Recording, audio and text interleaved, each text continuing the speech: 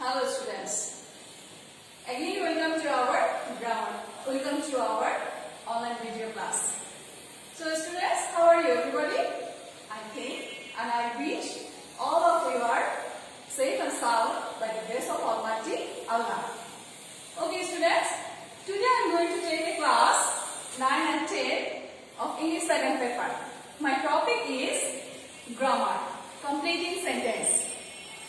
So students, most of our students which are promoted to from class 8 to 9, when they are faced the English grammar section of English second paper 100 marks, then they receive 60 marks of grammar.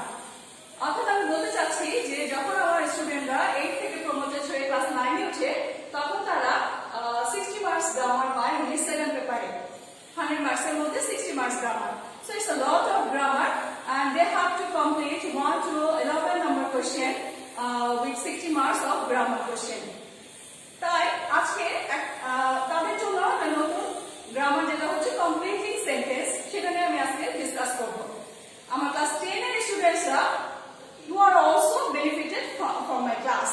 So watch carefully and take to listen my notes and my advice or my rules very carefully so that you can make a good completing sentence. Okay, student. We are going to start our class. Okay. All right. Completing sentence.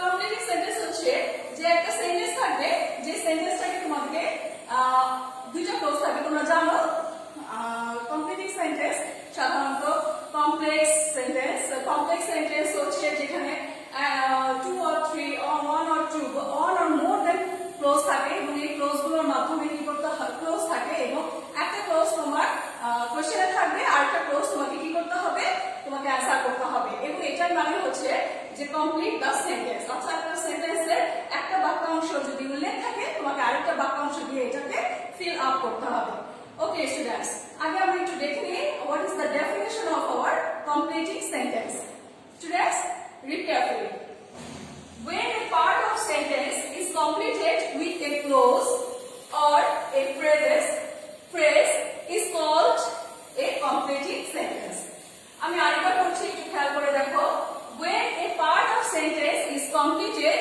with a clause or phrases is called a completing sentence অর্থাৎ যখন একটা sentence কে কোনো close দ্বারা অথবা phrase দ্বারা complete করা হয় incomplete থেকে কমপ্লিট করা হয় তখন তাকে বলা হয় কমপ্লিটিং সেন্টেন্স যেমন এখানে আমি উদাহরণ দিয়েছি কিছু দেখো if you do the work এটা হচ্ছে আমার একটা ক্লোজ তোমরা খেয়াল করে দেখো এটা একটা ক্লোজ এবং এখানে এই ক্লোজটা মিসিং দেওয়া থাকবে আমাদের কোশ্চেন কি থাকবে এই ক্লোজটা তোমাকে ফিল আপ করতে হবে আর এটা তুমি যদি ফিল আপ করতে পারো that is the completing sentence and you got 1 marks within 5 marks তোমরা জানো যে কমপ্লিটিং সেন্টেন্স কোশ্চেন নাম্বার 7 এ থাকে এবং it carries 5 marks there are 5 sentences you have to fill up 5 completing sentence okay students let's see কিভাবে আমরা complete করব if you do the work যদি তুমি কাজটা করো then কি হবে সেটা তোমাকে কমপ্লিট করতে হবে if you do the work you will get the opportunity কি হবে দেখো যদি তুমি কাজটা করো তাহলে তুমি কি হবে তুমি সুযোগটা পাবে তাহলে দেখো you will get the opportunity কত সুন্দরভাবে এটা কমপ্লিট হয়ে গেল আরেকটা एग्जांपल আমরা একটু খেয়াল করি since he had not paid the bill যেহেতু সে বিল পে করে নাই সাপোজ ধরো যে কোনো কিছু electric bill gas bill phone bill okay since he had not paid the bill then what happened তুমি কিভাবে ফিল আপ করবে ওকে দেখো let's see since he had not paid the bill his electric connection was cut off কিভাবে করেছি his electric connection was cut off তার মানে যদি সে বিল পরিশোধ না করে যেহেতু সে বিল পরিশোধ করে নাই সেহেতু কি হলো তার electricity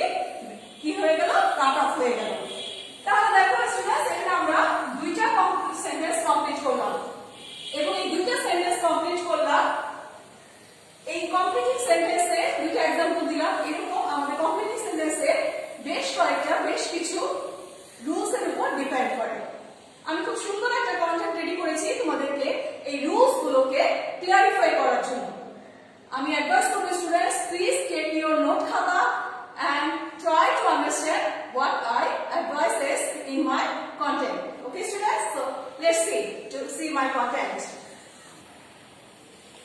Okay, student. Let's watch a nice content. Okay, student. Let's watch a nice content of completing sentence.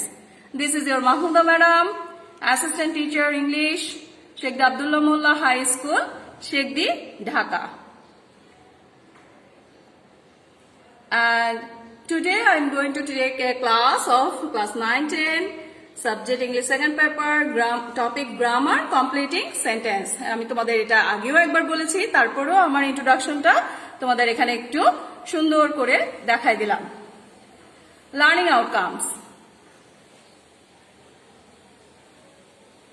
So students এই কন্টেন্টটা করে আমরা কি শিখবো what you will able to watch this content after studied the lesson we will be able to tell a definition of completing sentence অর্থাৎ তোমরা completing সেন্টেন্সের একটা কি করতে পারবে সংজ্ঞা দিতে পারবে অর্থাৎ কমপ্লিটিং সেন্টেন্স কাকে বলে ওকে সেকেন্ড থিং কি পাবে know the rules of completing sentence অর্থাৎ তোমরা কমপ্লিটিং সেন্টেন্সের রুলস গুলো সুন্দর মতো জানতে পারবে থার্ড থিং কি পাবে কমপ্লিট দ্য ইনকমপ্লিট সেন্টেন্স অর্থাৎ তোমরা ইনকমপ্লিট সেন্টেন্স গুলোকে কমপ্লিট করতে পারবে অলরাইট নেক্সট স্লাইড আমার কন্টেন্টে তোমাদের সবাইকে ওয়েলকাম করা হলো এবং সুন্দর কৃষ্ণচূড়া ফুল দিয়ে ইউ নো কৃষ্ণচূড়া is my favourite flower okay students completing sentence তোমরা খেয়াল করলে দেখো আমি এখানে কমপ্লিটিং সেন্টেন্সের একটা সংজ্ঞা দিয়েছি যা তোমাদেরকে আমি আগেও বলেছি তারপরও একটু ক্লোজলি তোমাদের দেখালাম when a part of sentence is completed with a clause or a phrase is called a completing sentence অর্থাৎ যখন আমরা কমপ্লিটিং সেন্টেন্সের একটা পার্ট কমপ্লিট করতে যাব কোনো একটা ক্লোজ বা বাক্যাংশ দিয়ে অথবা কিছু ফ্রেজ দিয়ে বা বাগধারা দিয়ে সেটাকে বলা হয় কমপ্লিটিং সেন্টেন্স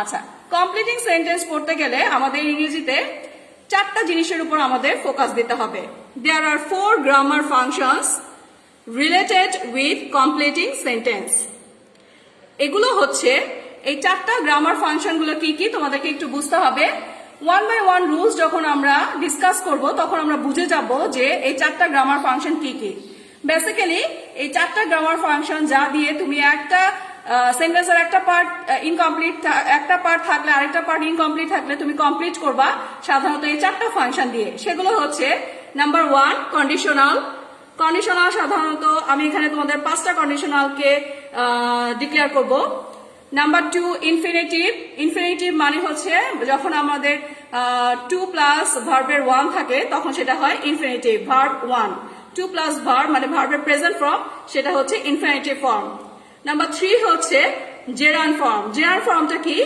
ভার্ব 1 বা ভার্বের বেস ফর্মের সাথে যখন আইএনজি যোগ করা হয় তখন সেটা হয় gerund form number 4 participle form participle ফর্মটা কি পার্টিসিপল ফর্মটা হচ্ছে পার্টিসিপল ফর্ম হচ্ছে বিভিন্নভাবে ইয়া করা যায় সেন্টেন্সে অ্যাড করা যায় প্রেজেন্ট পার্টিসিপল হলে সেন্টেন্সের শুরুতে বসে এবং পাস্ট পার্টিসিপল হলে মাঝে এবং পারফেক্ট পার্টিসিপল হলে রুলস অনুযায়ী সেন্টেন্সের মাঝে বসে এবং সেন্টেন্সটা কমপ্লিট করতে হয় ওকে স্টুডেন্টস আমরা রুলস গুলোকে ডিসক্রাইব করার সাথে সাথে এই প্রত্যেকটা ফর্মও তুমি অটোমেটিক বুঝে যাবা যে কিভাবে কোন কন্ডিশনাল কিভাবে কোন কমপ্লিটিং সেন্টেন্সের কোন ফাংশনটা কাজ করছে okay go to the next slide আচ্ছা নেক্সট স্লাইডে এখানে আছে যে প্রথমে আমি আলোচনা করেছি number 1 conditional completing sentence conditional completing sentence আচ্ছা যেটা ছিল নাম্বার 1 এ কন্ডিশনাল কমপ্লিটিং সেন্টেন্সটা কি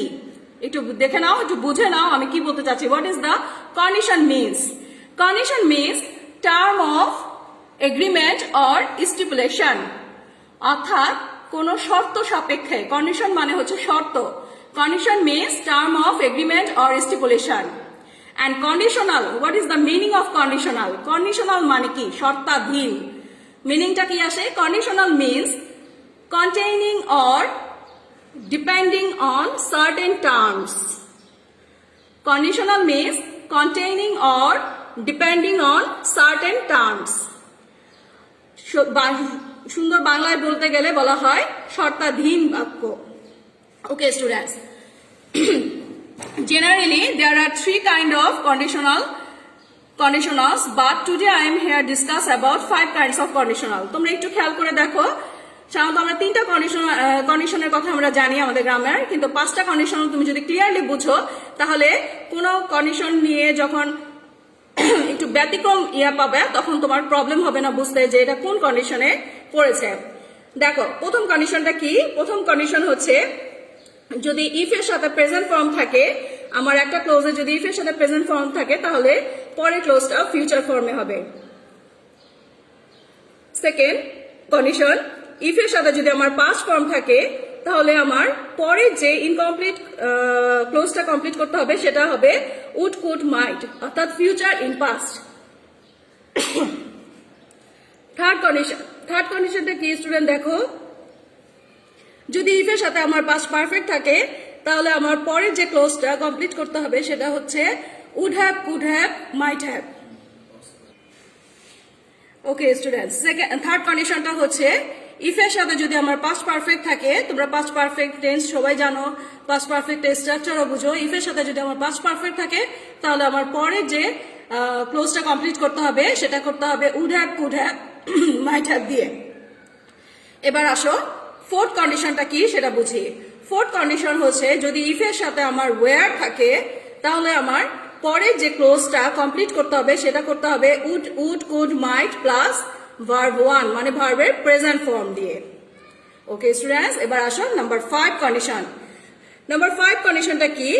যদি আমার ইফ এর সাথে প্রেজেন্ট ফর্ম, অর্থাৎ প্রেজেন্ট ফর্ম কোনটা, যেটা হচ্ছে ইউনিভার্সাল ট্রুথ, অর্থাৎ ইউনিভার্সাল ট্রুথ যদি থাকে তাহলে আমার পরে যে ক্লোজটা কমপ্লিট করতে হবে সেটা প্রেজেন্ট ফর্ম দিয়ে আমরা কমপ্লিট করব। এই হচ্ছে তোমার 5টা কন্ডিশন, যে 5টা কন্ডিশন দিয়ে তুমি ইফ যুক্ত কমপ্লিটিং সেন্টেন্স গুলো কমপ্লিট করবা। ওকে, আমরা এবার ডিটেলস জানি যে কোন কন্ডিশনটা স্ট্রাকচার কি এবং কোন কন্ডিশনটা কিভাবে কাজ করে।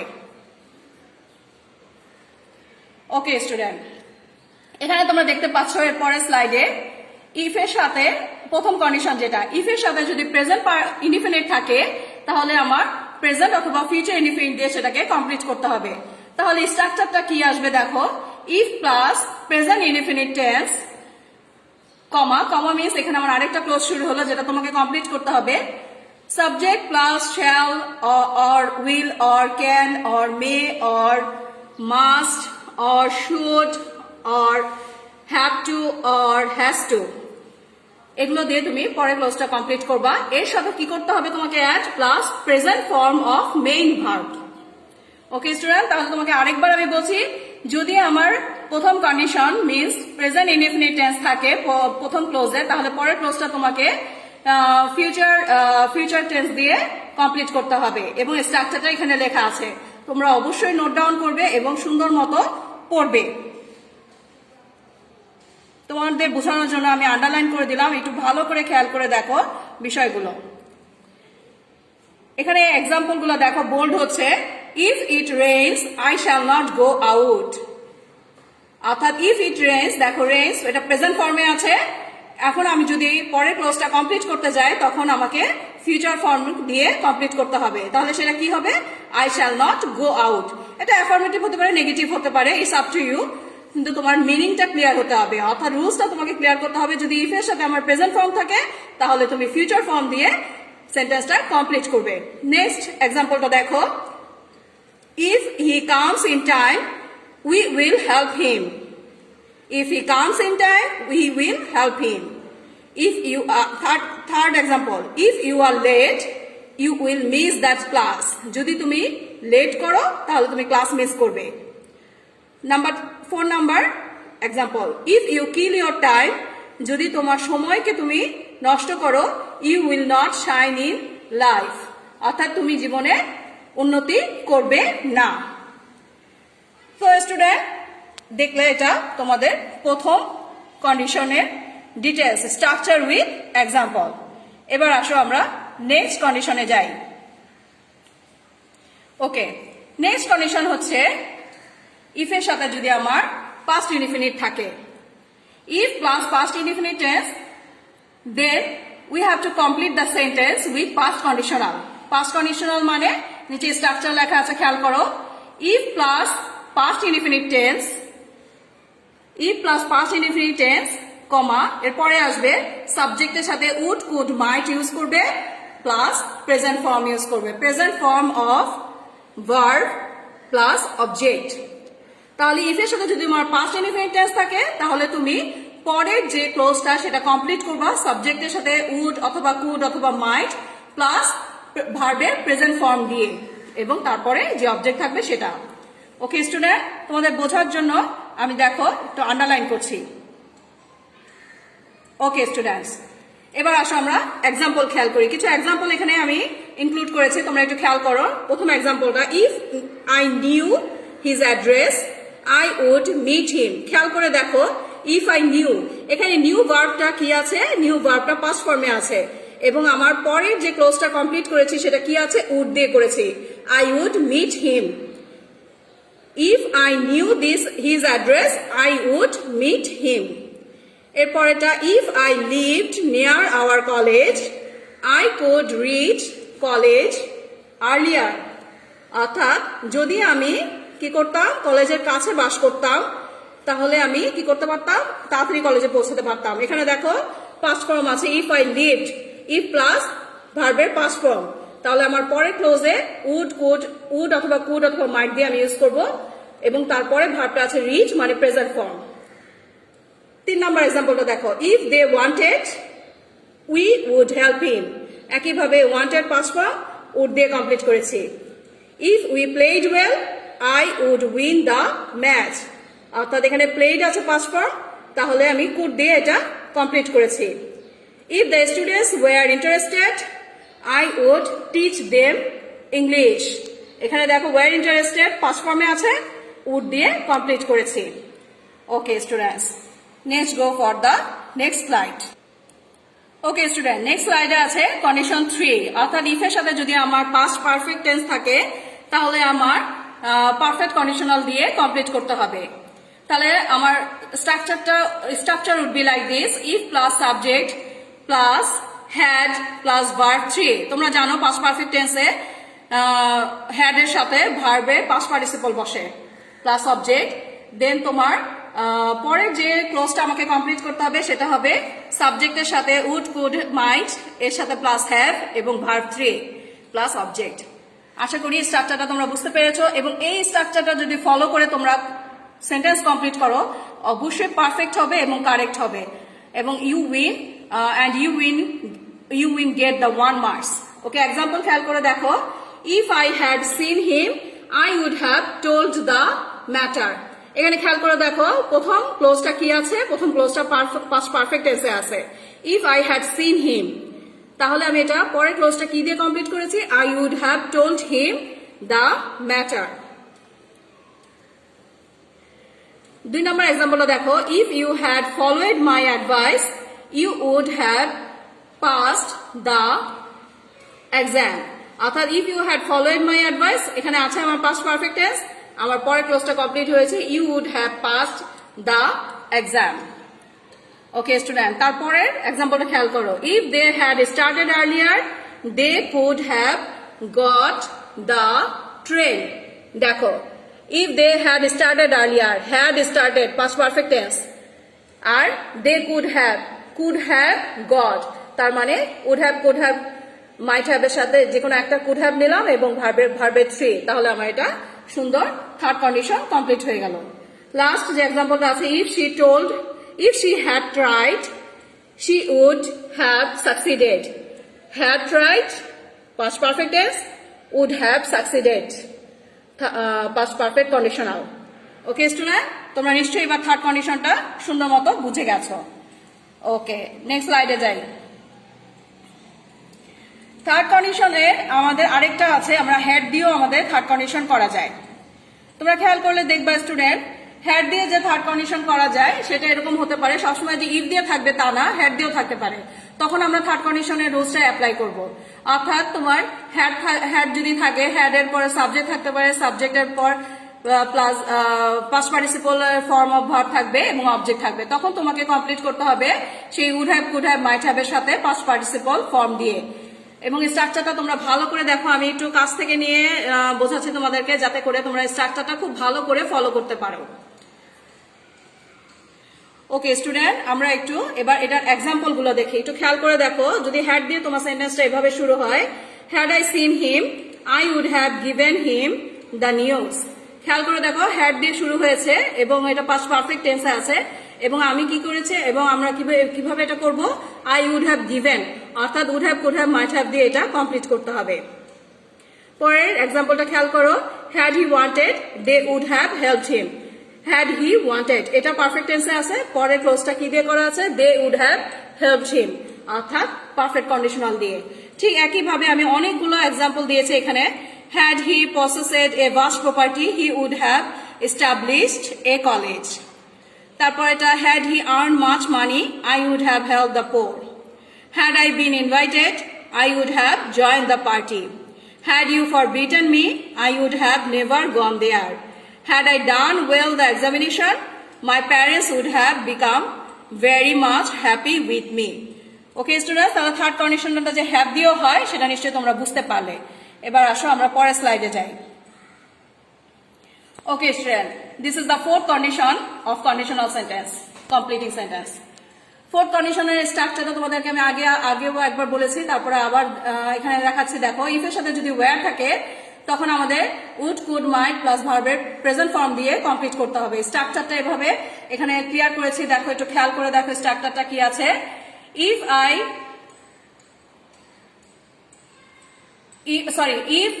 এর সাথে subject plus were plus object, এবং পরের যে ক্লোজটা তোমাকে কমপ্লিট করতে হবে সেটা প্রথমে সাবজেক্ট থাকবে, এর সাথে তুমি অ্যাড করবে উড, কুড অথবা মাইট, এর সাথে ভার্বের প্রেজেন্ট ফর্ম এবং অবজেক্ট, এবং এটা সাধারণত আনরিয়েল পাস্ট, মানে যে সত্য হবে না, মানে অসম্ভব সত্য বা যদি হতো এরকম, যেমন আমি যদি পাখি হতাম বা আমি যদি রাজা হতাম, এই টাইপের আনরিয়েল পাস্ট। এক্সাম্পলগুলো একটু ফলো করো তাহলে বুঝে যাবে। If I were a bird, I would fly to you. অর্থাৎ আমি যদি পাখি হইতাম তাহলে এটা কি আনরিয়েল পাস্ট, এটা হবার নয়, কিন্তু যদি হইতাম তাহলে এটা কমপ্লিট করতে হবে কি দিয়ে, উড, কুড, মাইট অথবা মাইটের সাথে ভার্বের প্রেজেন্ট ফর্ম। তাহলে কিভাবে করেছি দেখো, if I were a bird, I would fly to you. পরের সেন্টেন্সে দেখো, if she were my best friend, I could share my sorrow to her. Third এক্সাম্পলটা দেখো, if he were born a small family, she would lead a happy life. If I were a king, যদি আমি রাজা হতাম, I could help the poor. আশা করি fourth কন্ডিশনটা তোমরা খুব ভালোভাবে বুঝতে পেরেছো। এবার আসো আমরা পরের স্লাইডে যাই, ফিফথ কন্ডিশন।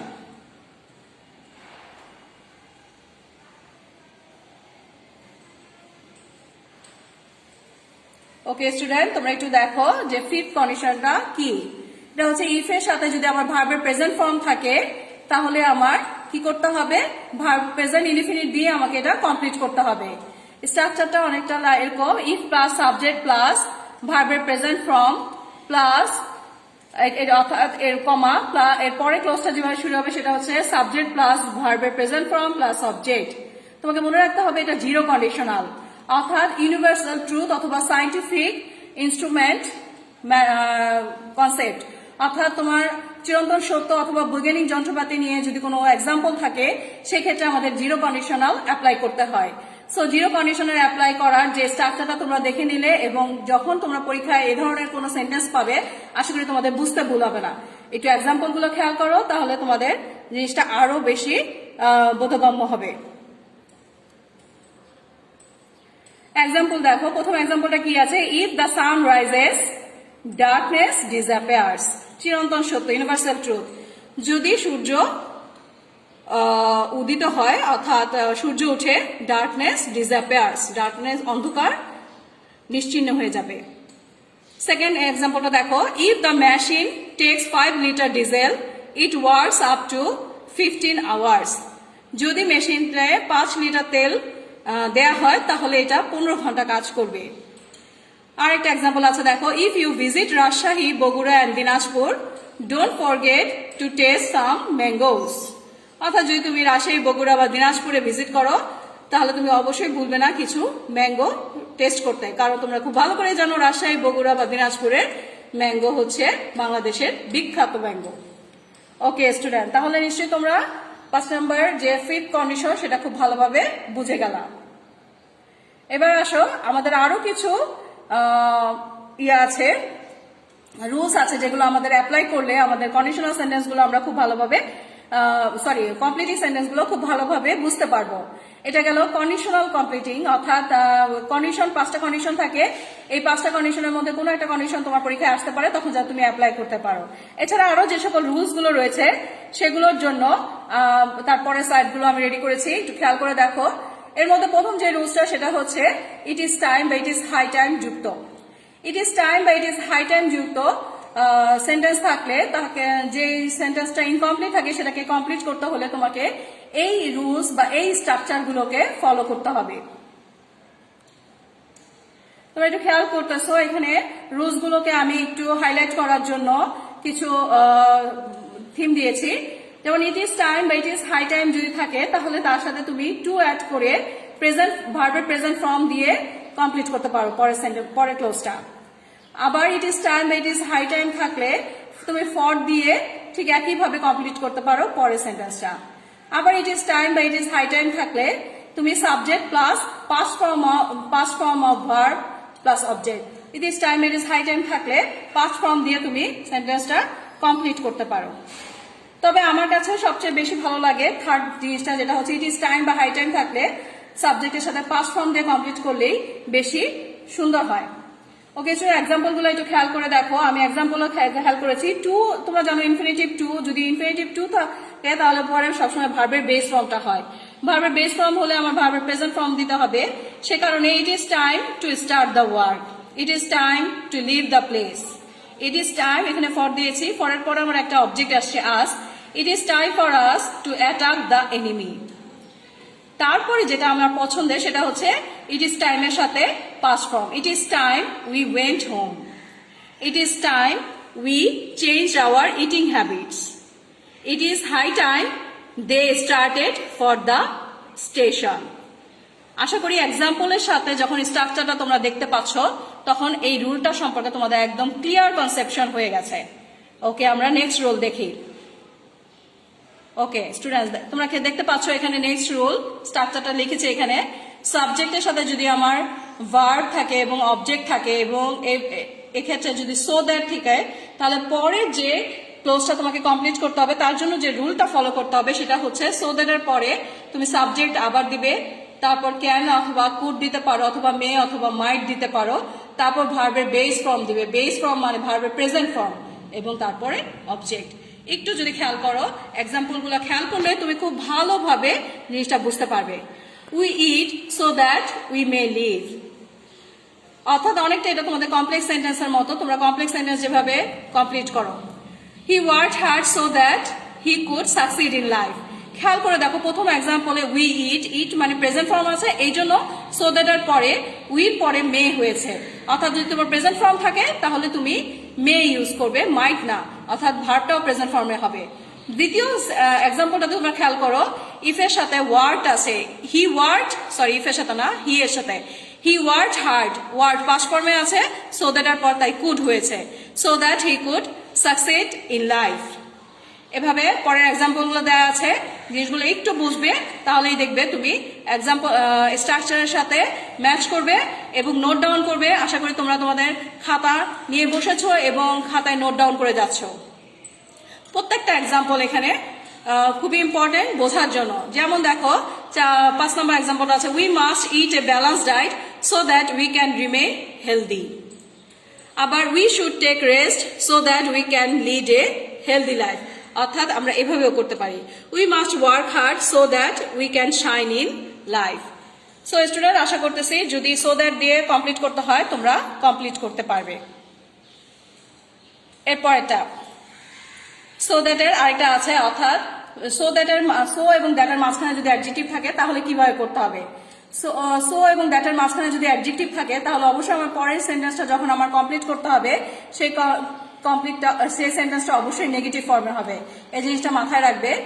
অর্থাৎ সো এর পরে যদি অ্যাডজেক্টিভ থাকে, তারপরে যদি দ্যাট থাকে, আমি আবারও বলছি, তাহলে আমার পরে যে ক্লোজটা সেটা কমপ্লিট করতে হবে নেগেটিভ ফর্মে। খেয়াল করে দেখো স্ট্রাকচারটা, subject plus verb plus so plus adjective অথবা অ্যাডভার্ব থাকতে পারে plus that plus subject plus can or could plus not. তুমি ক্যান বা ক্যান নট দাও বা কুড নট দাও, তারপর ভার্বের বেস ফর্ম দিবা, তারপর এক্সটেনশন মানে বাকি অংশ দিবা। এক্সাম্পলের সাথে ম্যাচ করার চেষ্টা করো, তাহলে দেখবা তুমি খুব সুন্দর বুঝে যাচ্ছ। He run so fast that I can not overtake him. খেয়াল করে দেখো, he run so fast, so এর পরে ফার্স্ট হচ্ছে একটা অ্যাডজেক্টিভ এবং তারপর দ্যাট হয়েছে এবং পরের যে ক্লোজটা সেটা কমপ্লিট করেছি আমি নেগেটিভ ফর্মে। 2 নম্বর এক্সাম্পলটা দেখো, she spoke so quietly that I could hardly hear him. অর্থাৎ এখানে স্পোকটা পাস্ট ফর্মে আছে এবং সো কোয়াইটলি হচ্ছে একটা অ্যাডজেক্টিভ, এই জন্য যেহেতু এটা পাস্ট ফর্মে আছে পরেরটা could, I could hardly hear him. এখানে তুমি জিজ্ঞেস করতে পারো, ম্যাডাম আগেরটাতে আপনি ক্যানের সাথে নট বসাইছেন, পরেরটাতে কুডের সাথে নট কেন বসান নাই? হ্যাঁ স্টুডেন্ট, একটা গুরুত্বপূর্ণ প্রশ্ন হবে, তোমাকে বুঝতে হবে কিছু কিছু ওয়ার্ড আছে আমাদের ইংরেজি গ্রামারে, সেগুলো নেগেটিভ অর্থ প্রকাশ করে। যেমন হার্ডলি হচ্ছে একটা নেগেটিভ ওয়ার্ড, এই নেগেটিভ ওয়ার্ডটা এখানে তোমার প্রকাশ করতেছে, যার কারণে এখানে আমার নট ইউজ করতে হয় নাই। ঠিক একইভাবে এর পরের অনেকগুলো এক্সাম্পল আছে, তোমরা একটু যদি ভালোভাবে অ্যাটেন্টিভলি পড়ো তাহলে সেটা তোমরা বুঝে যাবে।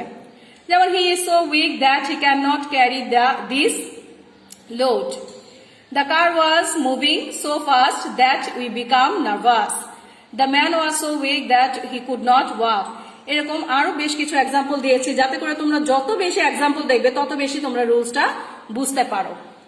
ওকে স্টুডেন্টস,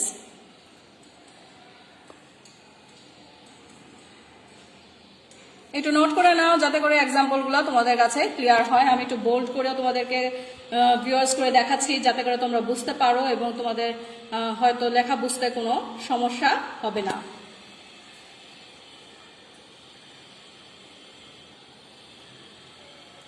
এরপরের রুলস, লেস্ট রুলস।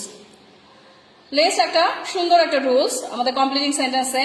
লেস্ট যুক্ত যদি আমার প্রথম ক্লোজ থাকে তাহলে পরের ক্লোজে আমাদের অবশ্যই শুড দিয়ে কমপ্লিট করতে হবে। অর্থাৎ লেস্টের রুলসটা অনেকটা এরকম হবে, দেখো স্ট্রাকচারটা subject plus verb plus object এবং লেস্ট যদি থাকে তারপরে তুমি আবার সাবজেক্ট ইউজ করবে প্লাস শুড, অবশ্যই তোমাকে শুড ইউজ করতে হবে। তুমি শুড ইউজ করলে তারপরে ভার্ব, শুডের সাথে তুমি নিশ্চয়ই জানো ভার্বের বেস ফর্মটা বসবে প্লাস অবজেক্ট। তোমাকে এটা মনে রাখতে হবে লেস যুক্ত বাক্য অবশ্যই শুড দিয়ে কমপ্লিট করতে হবে, কোনোভাবে এটা ভুল করলে চলবে না। এক্সাম্পল দিয়েছে, খেয়াল করে দেখো, he ran fast lest he might miss the train. Should might same thing, তুমি মাইট দিয়ে ইউজ করতে পারো, শুডও ইউজ করতে পারো, সমস্যা নেই, তবে শুড দিয়ে করলে better. Walk fast lest you should miss the bus. Walk slowly lest you should stumble. Lest মানে হচ্ছে পাছে বা নতুবা, ওয়াক স্লোলি ধীরে হাঁটো, নতুবা ইউ শুড স্টাম্বল তুমি হোঁচট খাবে। Hurry up lest you should miss the plane, তাড়াতাড়ি করো নতুবা তুমি প্লেন মিস করবে। Study attentively lest you should fail the exam. Okay students, এরপরে আসি আমরা নেক্সট স্লাইডে, নেক্সট রুলসে, সেটা হচ্ছে অ্যাজ ইফ অথবা অ্যাজ দো যুক্ত। অ্যাজ ইফ বা অ্যাজ দো যুক্ত যদি আমাদের কোনো কমপ্লিটিং সেন্টেন্স থাকে তখন এটাকে করতে হবে কি, যদি আমার প্রেজেন্ট ফর্মে অ্যাজ ইফ বা অ্যাজ দো থাকে তাহলে অবশ্যই আমরা সেটা কিভাবে কমপ্লিট করব, সাবজেক্টের সাথে ভার্বের পাস্ট ফর্ম প্লাস অবজেক্ট অর্থাৎ পাস্ট ইনডিফিনিট, অথবা subject plus were plus object.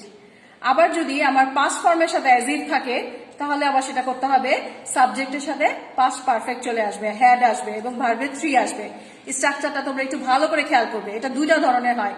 যদি আমার প্রথম ক্লোজটা প্রেজেন্ট ফর্মে থাকে তাহলে তুমি পরের ক্লোজটা করবে পাস্ট ফর্মে, আর যদি আমার প্রথম ক্লোজটা পাস্ট ফর্মে থাকে তাহলে তুমি পরের ক্লোজটা করবে পাস্ট পারফেক্ট ফর্মে। আশা করি স্ট্রাকচারটা দেখে তোমরা বুঝতে পারছো। তাহলে একটু এক্সাম্পলটা দেখে তোমরা আরো একটু ক্লিয়ার হবে। She pretends as if she knew everything. Pretends, দেখো এটা প্রেজেন্ট ফর্মে আছে, সেজন্য আমার পরের ক্লোজটা কি দিয়ে করলাম? She knew everything, পাস্ট ফর্মে করলাম। তারপরেটা আছে দেখো পাস্ট ফর্মে, she pretended as if she had known everything. এখানে pretended পাস্ট ফর্মে আছে, কাজে আমার as if এর পরে যে ক্লোজটা সেটা আমাকে কমপ্লিট করতে হয়েছে পাস্ট পারফেক্ট দিয়ে। ঠিক একইভাবে she proceeds as though I did not speak. আবার she proceeded as though I had not spoken.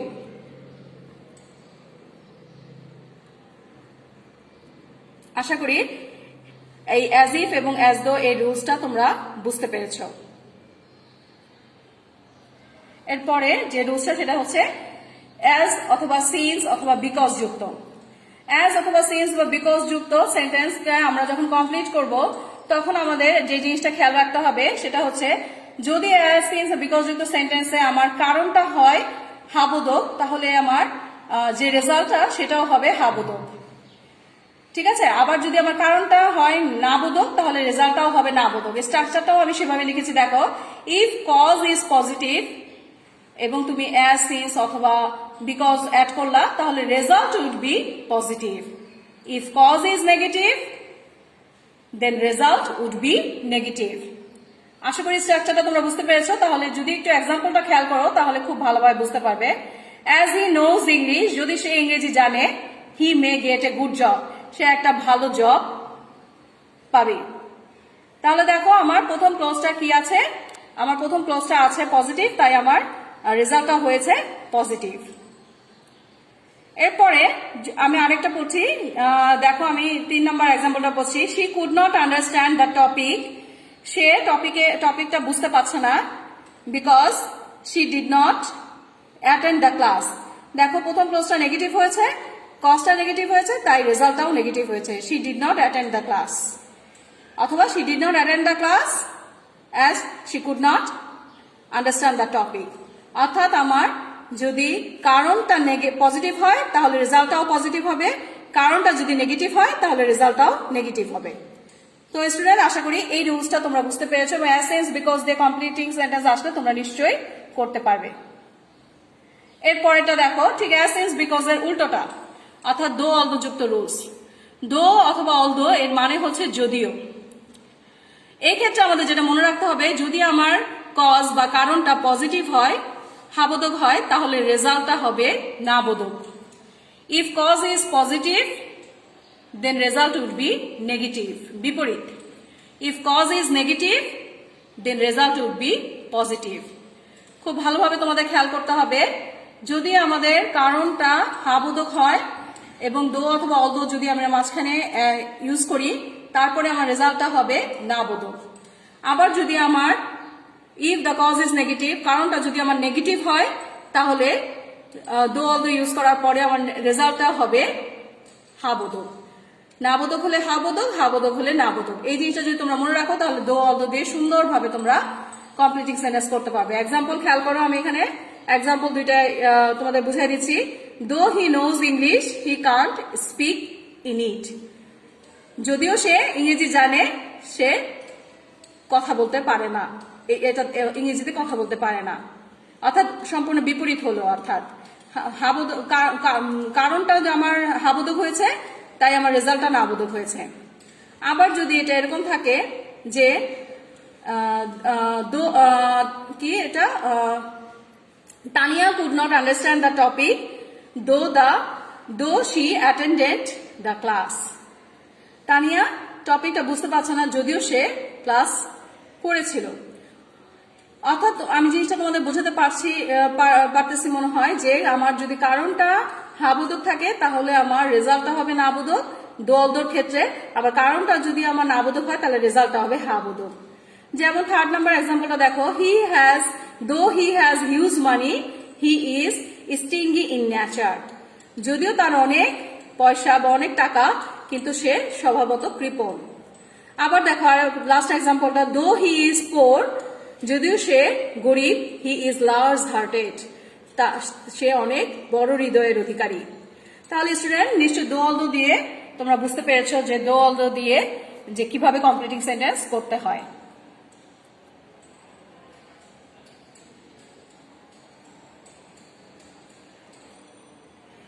Okay student, এরপরে যে রুলসটা সেটা হচ্ছে had better, had rather, would better, would rather যুক্ত রুলস। এখানে আমি একটা সুন্দর একটা ফ্রেজ বা ধারা ইউজ করেছি। দেখো, better a poor house than no house at all. কোনো কিছু হওয়ার চেয়ে না হওয়াই ভালো, যার মানে হচ্ছে এটা সুন্দর একটা প্রবাদ। দেখো তোমরা এটা মনে রাখতে পারো, better a poor house than no house at all. এটার এক্সাম্পল দেখলেই বুঝতে পারবা যে had better, had rather, would rather কিভাবে ইউজ হয়। এক্সাম্পলে আছে দেখো, I had better ring him at once. আমি বড় তাকে এই মুহূর্তে ফোন করি। You had better leave the place. তুমি ভালো হয় এই প্লেসটা ছেড়ে গেলে। I would rather die than beg. ভিক্ষা চাইতে আমার মৃত্যু অনেক ভালো, মন্দের ভালো আর কি। He would rather drink tea than coffee. কফির চেয়ে টি অনেক ভালো। তো স্টুডেন্ট নিশ্চয়ই তোমরা বুঝতে পারছো had better, had rather, would rather দিয়ে যদি আমার কমপ্লিটিং সেন্টেন্স করতে হয় তাহলে আমাকে এভাবে করতে হবে। এরপরে আরেকটা গুরুত্বপূর্ণ কমপ্লিটিং সেন্টেন্সের নিয়ম, সেটা হচ্ছে রিলেটিভ প্রোনাউন। এবং আমার মনে হয় এটাই হচ্ছে আমার এই লাস্ট রিলেটিভ প্রোনাউনের রুলস। খেয়াল করে দেখো, রিলেটিভ প্রোনাউন হচ্ছে কি কি, who, which, what, whom, that, etcetera. এগুলো হচ্ছে আমাদের প্রধান relative pronoun. These are the main relative pronoun of completing sentence.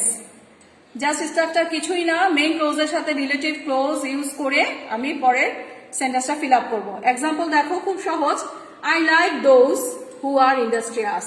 খেয়াল করে দেখো, আন্ডারলাইন করে আছে, এই জিনিসটা হয়তো তোমাকে কমপ্লিট করতে হবে। আই লাইক দোজ হু, তুমি অ্যাড করে দিলে আর ইন্ডাস্ট্রিয়াস, অথবা হু তুমি অ্যাড করলা, I like those who are industrious.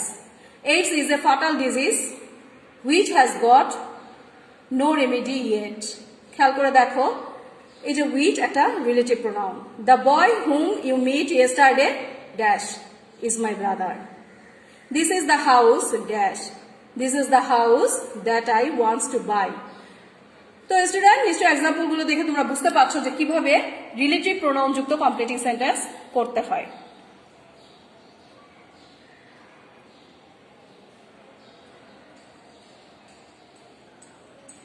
Okay students, no more today. অনেকগুলো রুল শিখালাম তোমাদেরকে কমপ্লিটিং সেন্টেন্সের, এবং তোমাদেরকে আমি এখানে কয়েকটা এক্সারসাইজ দিয়েছি। তোমরা এগুলো ট্রাই করবে নিজেরা এবং কমপ্লিট করে হোমওয়ার্ক করে রাখবে। যখন আমাদের লকডাউনের পরে স্কুল খুলবে, আমরা নিশ্চয়ই এই হোমওয়ার্কগুলো আমার সাথে সলভ করবে এবং অ্যাকর্ডিং টু তোমরা আরো ভালো করে কমপ্লিটিং সেন্টেন্সটা করতে পারবে, সুন্দরভাবে সেন্টেন্স কমপ্লিট করতে পারবে। আশা করি আমার এই কন্টেন্টটা দেখার পরে তোমাদের কমপ্লিটিং সেন্টেন্সের উপর যে একটা ভয় ছিল, না পারার ভয়, সেটা অনেকটা কেটে গেছে এবং এখন শুধু তোমাদের দরকার প্র্যাকটিস করা। তোমরা জানো practice makes a man perfect. তোমরা যদি প্র্যাকটিস ঠিক মতো করো তাহলে খুব সুন্দরভাবে ইংরেজি গ্রামার, শুধু কমপ্লিটিং সেন্টেন্স না, সব গ্রামার আরো ভালো করে, আগের চাইতে অনেক বেশি ভালো করে পারবে। এবং this is the suitable time to learn, to exercise more practice. Okay students, so no more today.